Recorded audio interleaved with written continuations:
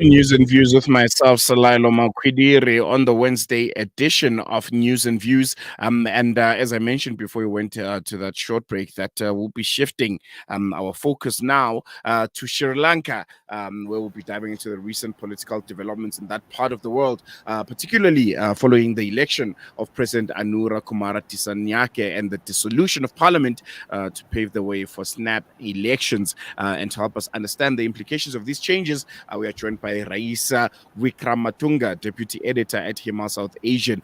Welcome, Raisa. Thank you so much for joining us. Welcome to Salam Media. Really appreciate you giving us your time.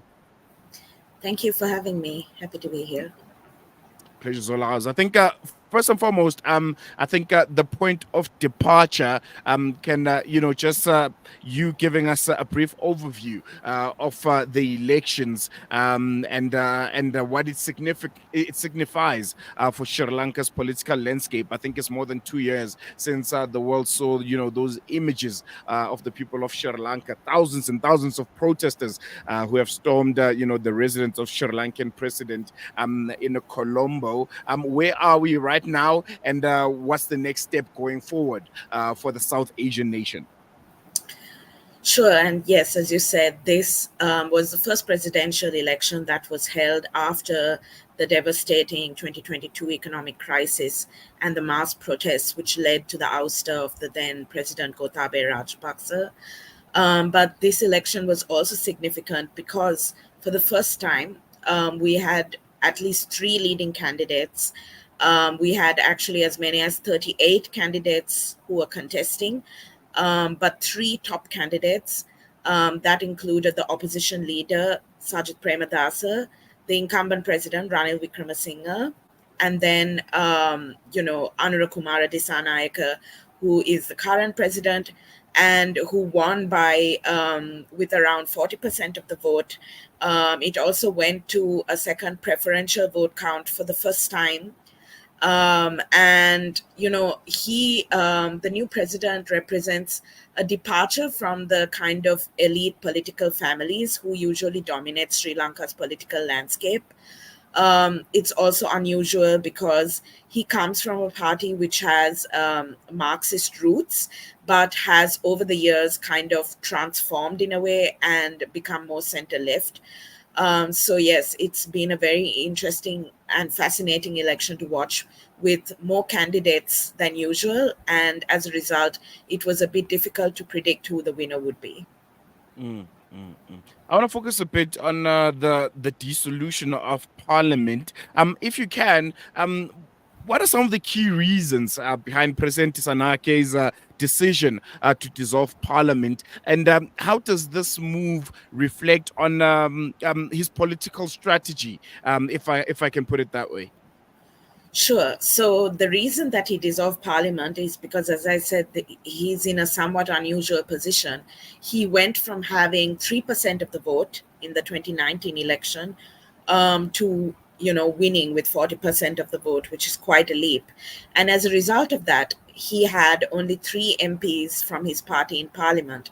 So in order to kind of move things forward, he would have had an uphill task to kind of move things forward. And I believe that is why he has dissolved the parliament and resolved to hold parliamentary elections. He has set a date for parliamentary elections of November 14th. Because of his kind of position where he was not holding the parliamentary majority, he was kind of at a disadvantage and did have kind of limited ways in which he could move forward. But for the moment, he has appointed an interim cabinet and prime minister, and that is going to kind of handle the day-to-day administration until the elections. And when it comes to public sentiment, how are the people of Sri Lanka reacting and responding to these rapid political changes, especially given the backdrop of the economic crisis and also, those protests that we've seen almost, 2 years ago now? Yes, I would say there is a lot of hope and some cautious optimism that we are seeing.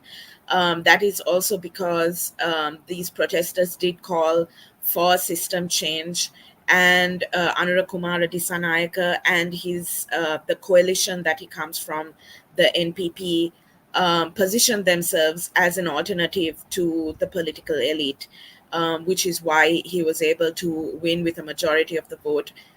For the first time, he has long been a contender in Sri Lankan politics, but never been able to get a majority of the vote.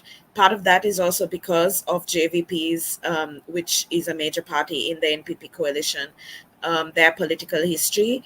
And so there was some skepticism before about that. And some of that skepticism does still remain among the public as well. Some of that comes from the fact that, as I mentioned earlier, his party had Marxist roots. His party back in the day also led to insurrections against the state. And of course, this was, before he became a key party member. But at the same time, the older generation still very much remembers that and the violence that followed that, both on the part of the JVP, the party which he belonged to, and the state, which responded with an even more violent crackdown as well. But as I said, the party has shifted its trajectory over the years and has now become more of a mainstream party, more center left, and they have in fact even kind of absorbed themselves into mainstream politics, at times even joining the ruling coalition. So there's some skepticism as well, given this history and given that they are a left-leaning party, particularly among some of the business establishment. There's some skepticism there, but overall there is also a lot of optimism and hope that there will be real change in the political culture. Mm, mm, mm. One of the key areas of concern for President Isanake was a focus on economic policies. He promised, I think, in a lot of his speeches to bring about significant changes in economic policies. What are some of the proposals that he's putting on board, and what do you foresee, the main challenges that he may face in implementing these reforms?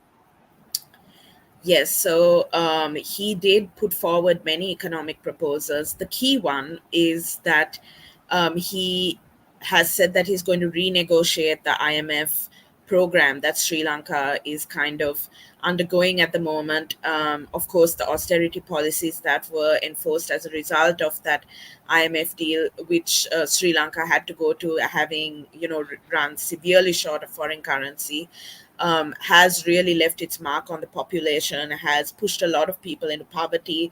There's still a lot of malnutrition and things like that. So people are feeling the impacts of that. So one of his promises is to renegotiate that deal. Now, how he's able to do that, that's still an open question. Sri Lanka doesn't have a lot of leverage that way, so we'll have to see how much of the promises he's made will actually pan out in reality. Other things that he's also proposed include revamping the tax system, including to kind of ease the tax burden, particularly on the middle class, and impose taxes on multinationals instead.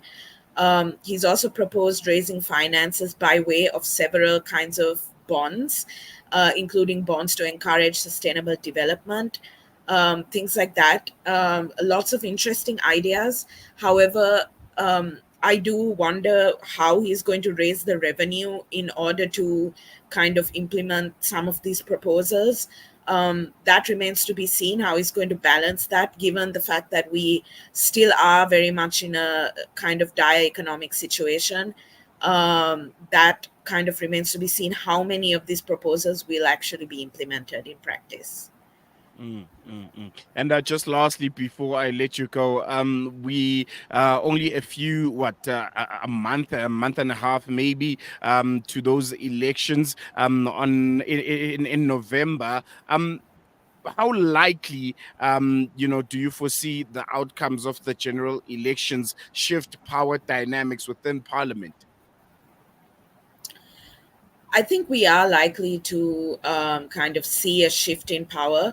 I think the presidential election, what it showed is, an enduring truth, which is that the former president, Ranil Wickrematunge, was kind of deeply unpopular. The austerity policies he had to enforce also, as I said, left their mark. But he, as a politician, is seen as being part of the elite class. He also cracked down very violently on the protesters. And I think part of the reason he kind of uh, polled so low in the presidential election is because of that. And he was elected into the presidency, not even elected, actually, he was appointed into the presidency because the former president stepped down.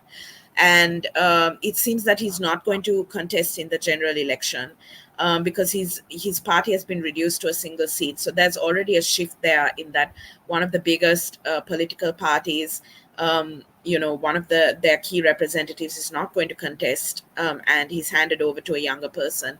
Apart from that, the SLPP, which before has kind of shaped the political landscape of Sri Lanka, and the Rajapaksas.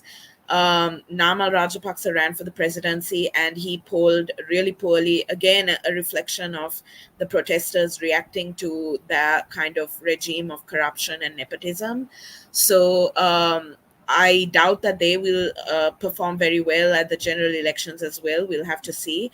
But yes, it's a very interesting time, and we'll have to see exactly how things pan out in the general elections as well, and whether the JVP will be able to kind of hold on to this dominant lead in the presidential election and translate it into a parliamentary majority as well. All right. Unfortunately, we're run out of time. Raisa Vermatunga, coming to us live from Sri Lanka, deputy editor at Himal Southasian. Thank you so much for giving us your time, and giving us insights on the current political landscape of Sri Lanka heading to those snap elections. Thank you. Thank you for having me. All right. There you have it. We're going to take a quick break. When we come back, news and views continues right here on Salam Media.